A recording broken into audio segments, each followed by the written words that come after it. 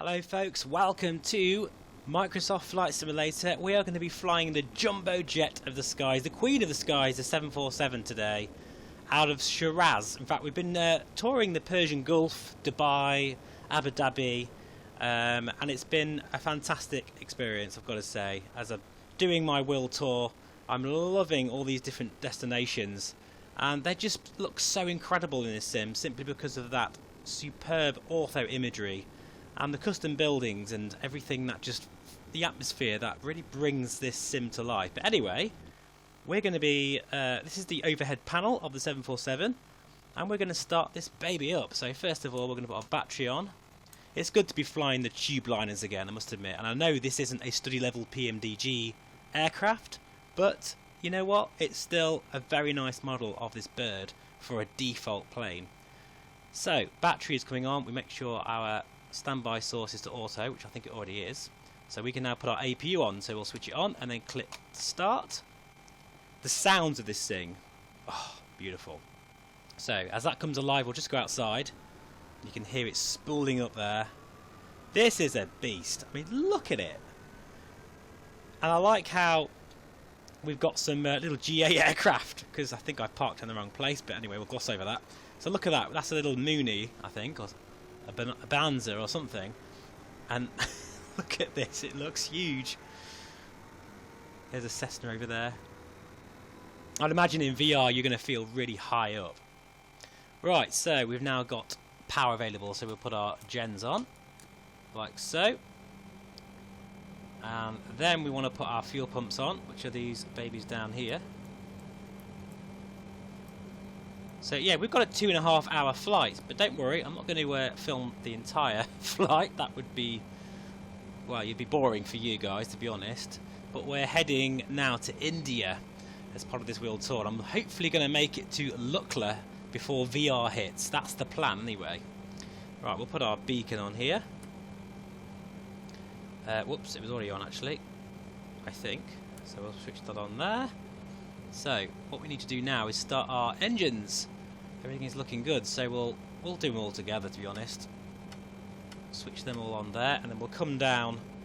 I've got a few views set up here, but I haven't got everything set up because it's such a huge cockpit.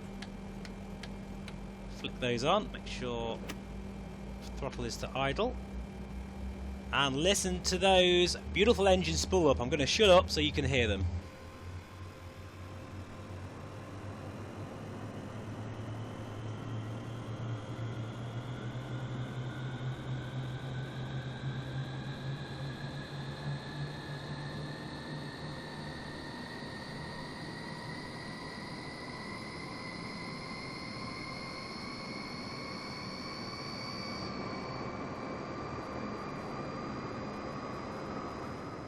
Very nice indeed. So, got a bit of lighting in here if it actually works. Oh, look at that, that's nice.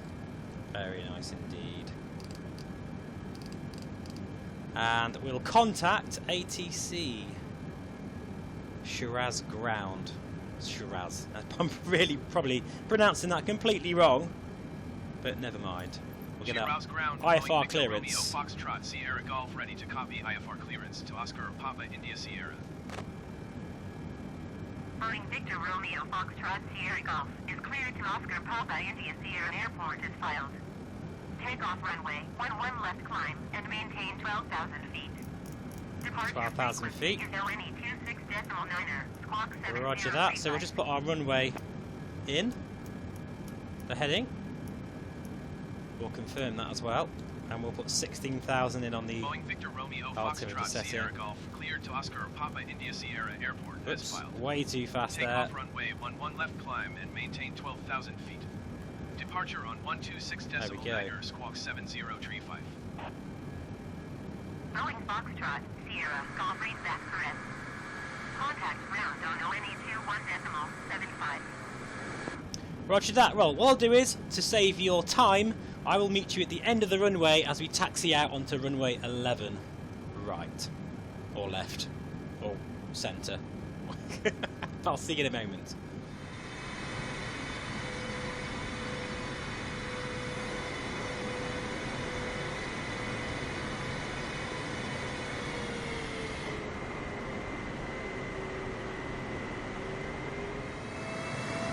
Wowzers, look at that. And listen to that.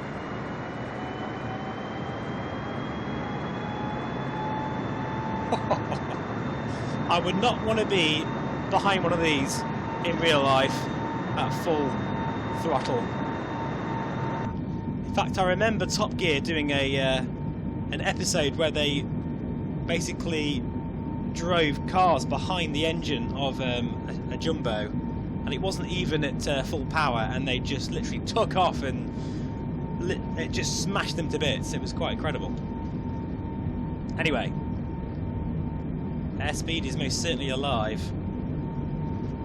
She wants to fly already, actually, but I'm going to just pull down a bit. I think my trim's a bit set a bit too much there. 120, 130 knots.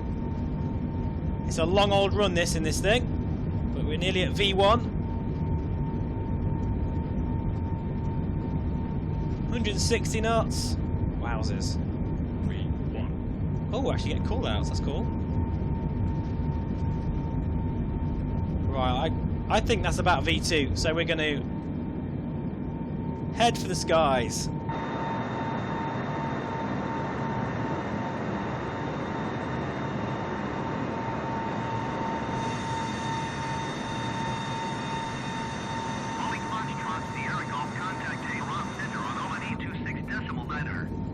Roger that. This is when things get a bit busy, so we'll acknowledge that, and then what we're going to do, come over here, put our autopilot on. That's the wrong one. Engage autopilot. Flight level change in LNAV.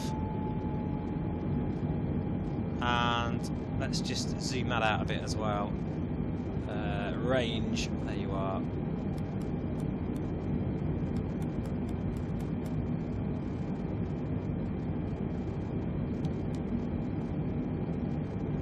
We'll put VNAV on, even though I don't think it's actually working.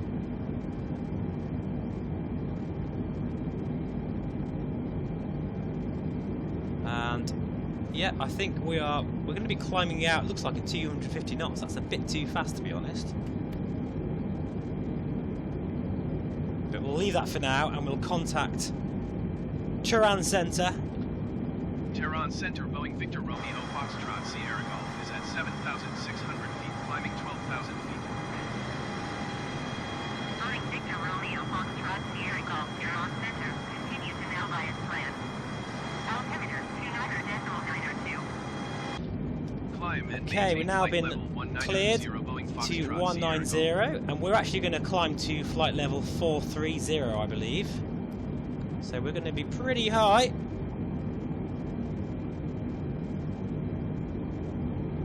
Okay, we can probably take that back a bit, actually.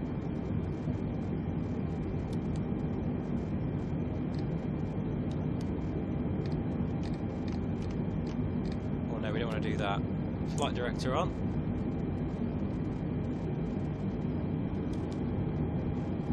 There we go. Just working out how to fly this bird. I've only flown it a few times. Right, there we go. Looking good. I just cannot get enough of those views outside. Look at that. Oh, that is beautiful. That is absolutely amazing view.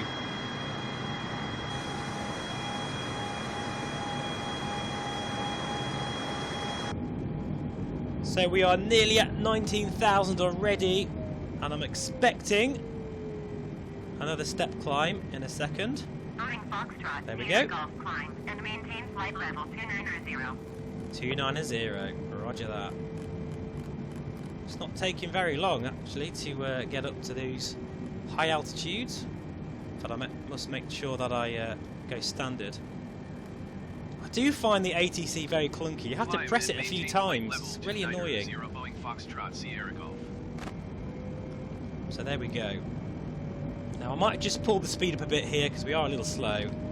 So we'll head for 250 knot climb. Autopilot doing a nice job. It works better on this than it does in the Airbus, that's for sure. So I've got a few snap views set at the moment. This is my main view, of course, which is that one there. I have all of my snap views set on the F keys because I find it a lot easier. F2 is sort of like a zoomed in look, and then we've got the overhead on F3. F4 is sort of the view of the FMS and fuel display, and then we've got F5 for the autopilot. Now I might do another view actually. I think I'll do one of this looking out the window here. Look at that, it's beautiful views there.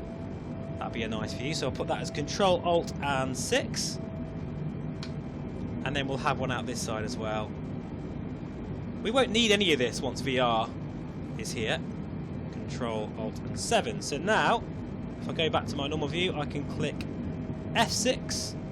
I do really like, that's a great feature of the internal camera system. I'm not a massive fan of it, if I'm honest. I think it's a little bit too complicated for what it does. I think it could have been a bit more intuitive, but there are some very nice features, and I think we'll get the drone out once we get to cruise altitude to really inspect this beautiful Queen of the Skies as we head to India.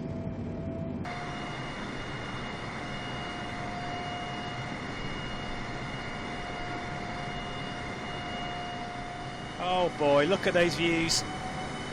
And this is what I mean about this sim, guys.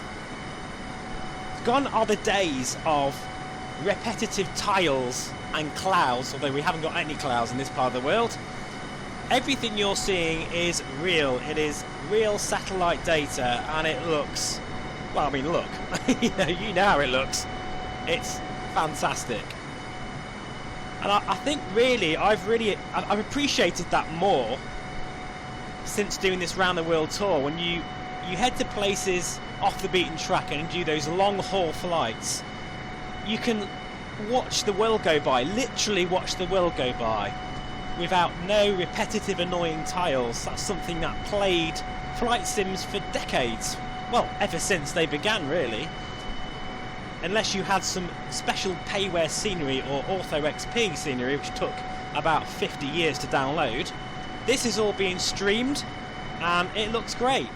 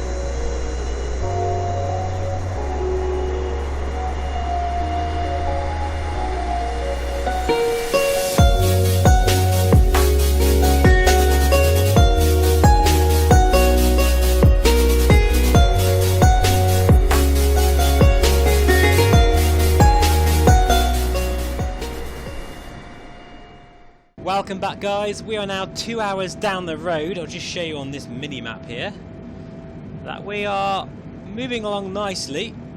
I've had to lower our altitude, cruise altitude a little bit. We're now at 380, simply because the autopilot was really struggling that high up, and even so, there's been a few times where I've had to give it a helping hand because it starts oscillating up and down again. It's so frustrating. I don't know why they can't get these simple things sorted out and nipped in the bud. I'm starting to wonder, does anyone actually do these flights back in the Sobo Towers, you know, and actually test these aircraft out? But anyway, we're making our way there, albeit, you know, kind of gingerly. And the autopilot is behaving itself, but you can see it really does struggle to maintain the cruise altitude. I mean, that's nothing. It's going down and up a little bit, but at times it really does oscillate up and down. So I probably won't be using the airline as much after this flight until they really do truly sort out the autopilot systems on these birds. It really is more a general aviation VFR sim at this point in time anyway. The time is recording, which is, I'll just let you know the date of this recording, it is the 18th of October. So if you look at the some of the systems here, and you know, obviously I've left the APU on, by the way, on purpose. It's pretty much everything's inopt, most of it anyway. Yeah, you can see here the APU works, sort of the generators, starter, fuel pumps, we're moving again. Look, I don't trust this autopilot, we are bucking around. So I'm having to keep checking to make sure we are on track. But things are looking very nice outside. We've got our first bit of cloud that I've seen for absolutely ages on this tour. Coming into focus there. And I've noticed as well, rather cleverly, that the ortho, where there's no data, it sort of adds a very similar type of texture in, and it's almost seamless until you really look closely. But there's been a few times where I've noticed a few patches of obviously missing data. I don't think there's any around here now.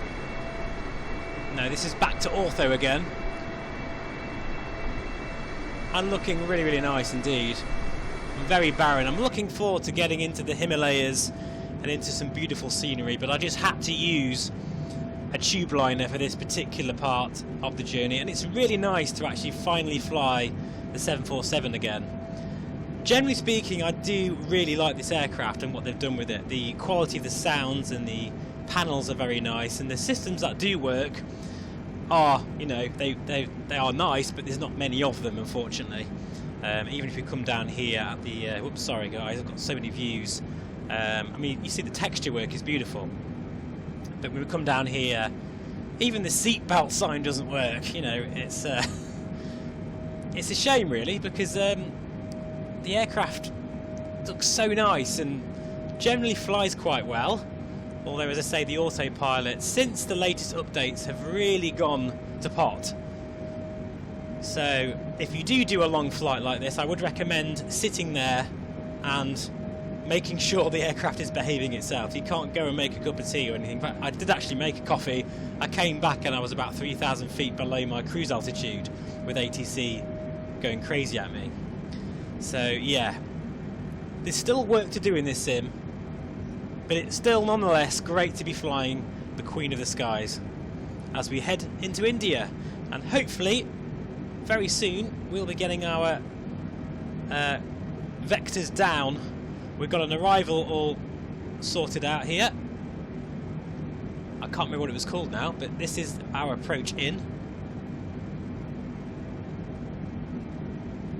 And to be honest, I'm kind of hoping that the runway is going to be big enough, because I didn't really check that. So fingers crossed. I've got the auto brake. Thankfully that does work. We come over here. No, sorry, that's the wrong one, over there. That does work, thankfully, so I've set that to option 4 to make sure that we really can stop, depending on the runway length.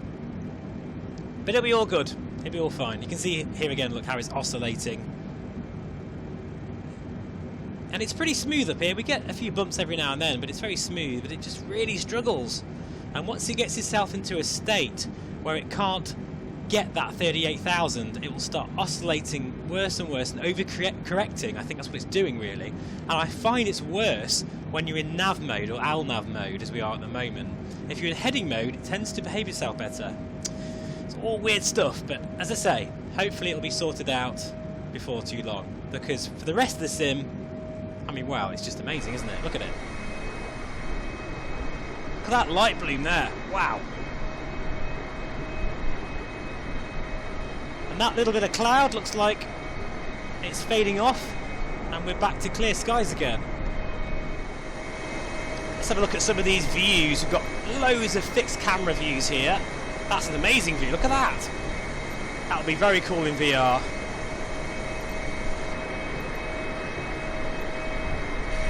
Oh, wow. Oh, nice. I like that view. That's very cool. Take a screenshot of that.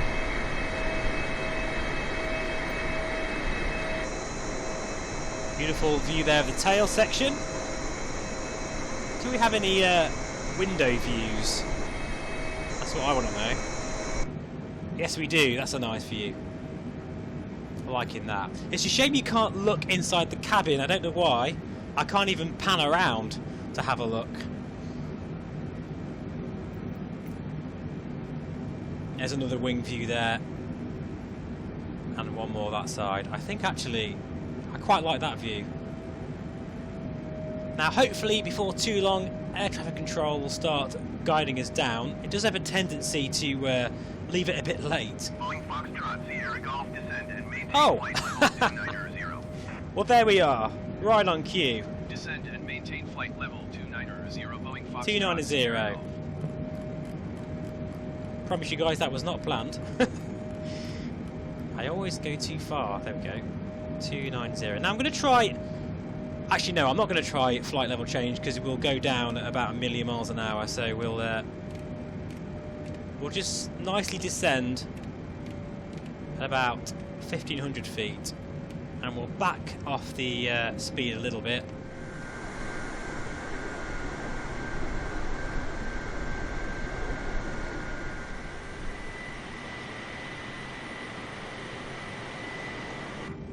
So welcome back, guys. We are now on approach and things are looking pretty good. The autopilot is well, not ideal to be honest. It needs some serious work, but we've managed to get here somehow, and it's great to finally see some greenery again and some beautiful scenery, and that's only going to get better as we head to the Himalayas. In fact, we're heading to Lukla Airport, which is going to be one of my first flights in VR when it hits, so I can't wait for that. In terms of the sim itself, it's been very stable. Dare I say it, I haven't had a single crash in this sim for a very long time.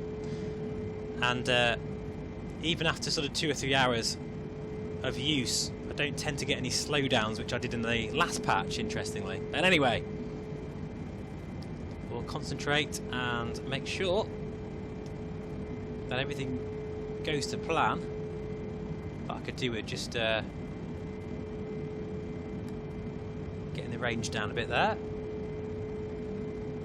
Now I really don't trust the autopilot at all, so this is why really making sure the aircraft is doing what I want it to do. We are a little slow.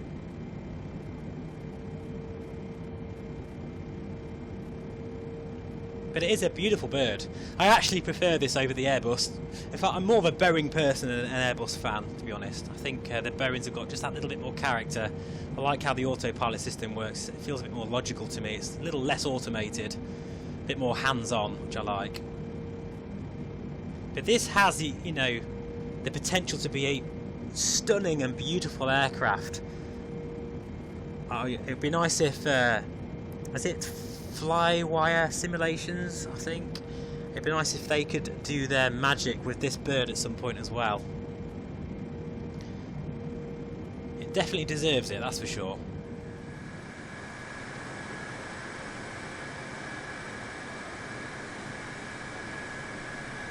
Okay, we're now in approach mode, but to be honest, I'm not convinced the autopilot is behaving yet again, so I think I might any second take over. Let's just see.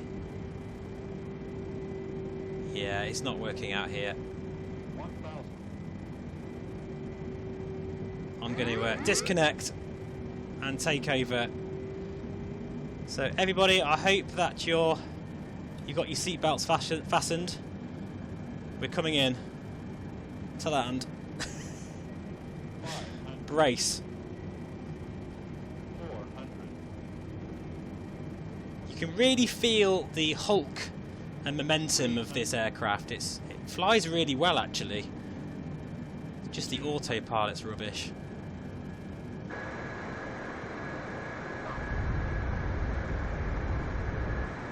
Whoa!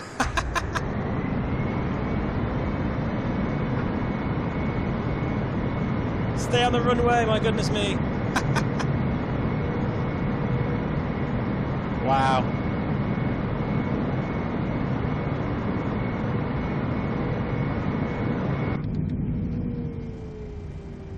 And there we go, guys. Welcome to India. Brake! Brake! Whew. Just made it. Boeing Foxtrot, Sierra Golf, turn next taxiway. Which way, though? I have no idea. Let's have a look. Well, I'm guessing We'll turn right. This is such a beast, and I can't wait for them to actually get it working properly. Whoop, we're still in reverse mode. There we go. Come on. There we go. This is such a beast of an aircraft, it really is. Boeing Foxtrot, Sierra Golf, contact ground on ONE 24.35. Will do, thank you very much. 124.35 for Boeing Foxtrot Sierra Golf. That shadow there of the aircraft, very nice. I mean, even on a 2D screen you feel really high up, so as I say, in VR, you're going to feel absolutely massive. Right, we'll clean up the aircraft. We really need to take our landing lights off, our strobe off. But that completes actually it's been nearly 3 hours since we took off. But this is going to be a pretty quick video. I'd imagine this will be no more than about 25 minutes. But thank you so much for watching, guys. And yeah, can't wait for VR. Not long now. See you very soon. Take care. Bye for now.